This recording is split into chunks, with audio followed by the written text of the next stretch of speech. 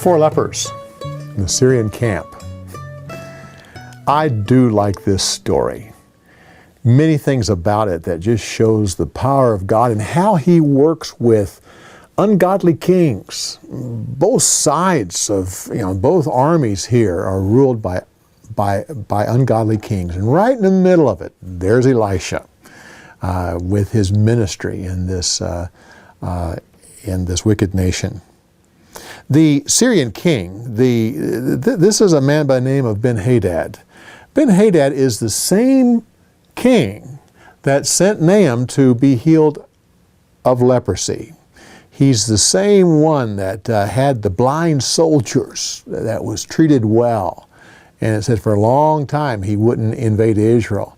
Now he's back again with the whole thing about the four lepers. Interesting that Elijah, it was the one who anointed Ben-Hadad's father to be king.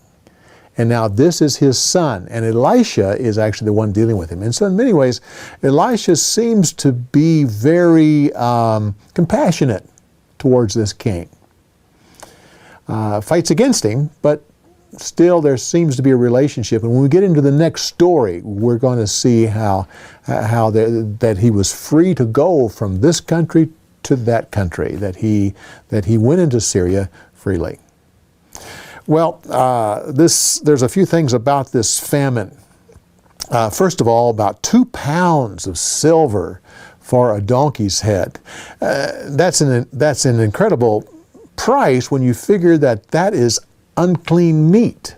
Well, not that Israel was probably worried about the dietary law. They were an ungodly nation at this time, but still, that is a very high.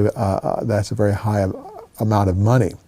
But the 2 ounces of silver for the dove's droppings. Now that may not be as bad as it sounds. This phrase, dove droppings or dove dung, this is the only time that appears in the Bible. But it is used in history, not referring to literally dove droppings, but it refers, in history, refers to a type of vegetable, kind of like peas, very coarse, which was eaten by the very poor. Personally, I think it was dove droppings, but it could actually be this form of vegetables that no one would buy. No one actually charges for those things. They're just the very poor would eat it. But here they're actually getting 2 ounces of silver for it.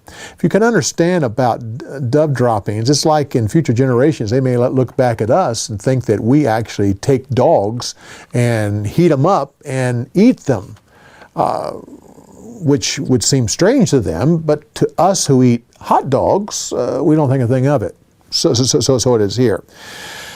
The eating of the children and not sharing. Interesting. This is actually a curse that goes back to Deuteronomy chapter 28, where God says, "You depart from me, you become a wicked nation. Armies will come and surround you and cut off supplies, and you will eat your children." It's interesting that in Deuteronomy, just like in this right here, it not only talks about the eating of the children, but not sharing. It said, gentle fathers that love their children will not share. Will not share. He will eat the child and not share with his wife, or a wife will eat the children and not share them with anyone else. And of course, in this story right here, that's both of those things are true: the eating of the children and not sharing. The four lepers. Now, there's a Jewish tradition that I hold to, that these four lepers were Gehazi, the former servant of Elisha, and his 3 sons. Now, I'm not sure about the 3 sons, but I think could be pretty good evidence that it might have been Gehazi, because in the very next story, you see the king of Israel talking with Gehazi, which you may wonder why he'd be talking with a leper. Well, if he was one of the lepers who actually saved the city, the king may be treating him well. And of course, we're going to deal with that next week. We're going to deal with this relationship here between the king and Gehazi.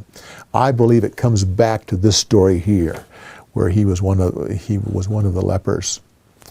It would make sense. The king's advisor, I have sympathy for him. He could not think outside the box. It's impossible. God cannot fulfill that promise. Even if he opens up the windows of heaven, to him the only way to get that food is open up the windows of heaven and have it pour down. And he just said that it's not possible to get enough food down here to fulfill that promise by tomorrow. I think that if the prophet would have sat down with the advisor and said, well, what if the Syrian army during the night just suddenly left and left all their supplies behind? Oh, well, yeah, I guess if that happened, it'd be possible. That's like me. Sometimes when God makes promises, I think, how is that possible? And then when they're fulfilled, I say, oh, well, yeah, I guess if that's what's going to happen, of course. Well, I have sympathy for him. Come back next week. When we go into that next story, the one I talked about, there's a lot of insights about that story I think you will enjoy. Come back next week.